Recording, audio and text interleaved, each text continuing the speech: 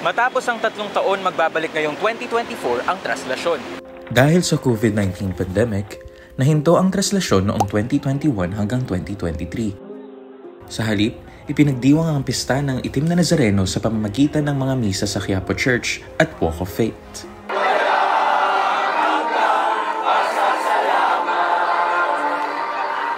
And now it's back. Sa January 9, magtitipon-tipon ang milyon-milyong deboto upang makuha ang pagkakataong masilayan o malapitan ang Itim na Nazareno.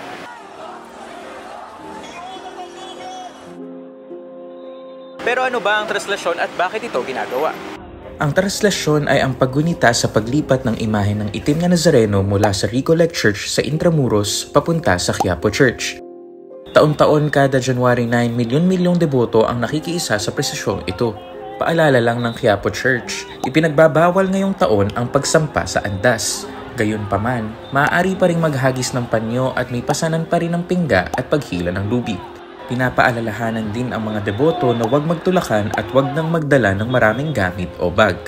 Kung magdadala man ng bag, mas mainam daw kung ito ay transparent para mas mapadali ang inspeksyon.